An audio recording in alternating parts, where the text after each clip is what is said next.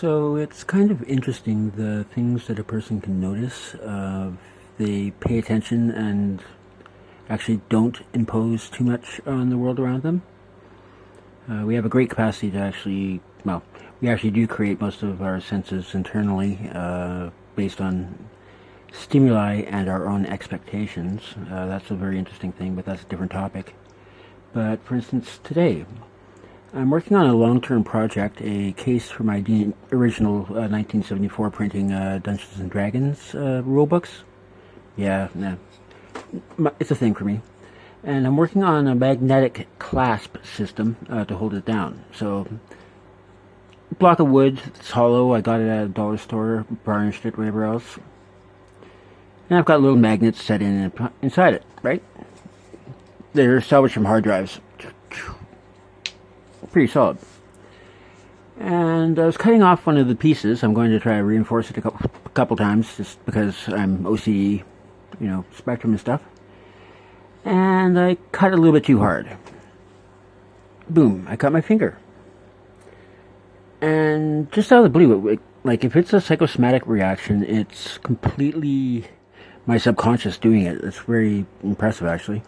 I noticed that having band-aided it after, of course, washing it and disinfecting, I'm playing with this, and the weirdest thing, it's like, okay, it's throbbing a bit here. Right there, I can feel the same kind of feel as I do when I'm holding two magnets.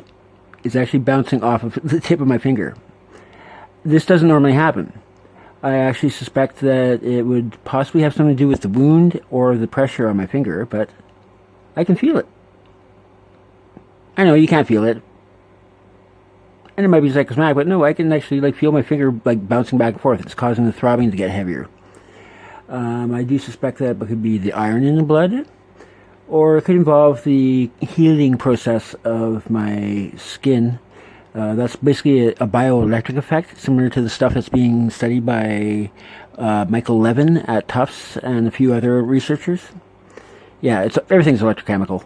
But yeah, it's very, very neat.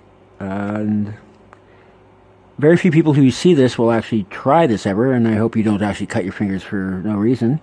There's no way for me to actually do a double blind on this or anything without cutting my fingers, and I don't like cutting my fingers. But it's still very interesting to observe. Because I don't feel it here. Just here. Oh, sorry, here. So, yeah. It's just an oddity of life. Ooh, that doesn't feel so good. It's only the one pole. I don't even know which pole it is, but yeah. Boom, boom, boom. Maybe I should leave it alone. But yeah, look at the world with no prejudgment and you notice stuff. Look at the world with judgment and you only notice what you're actually expecting to see or perceive. And that's a pretty common problem for all of us. Have a good day.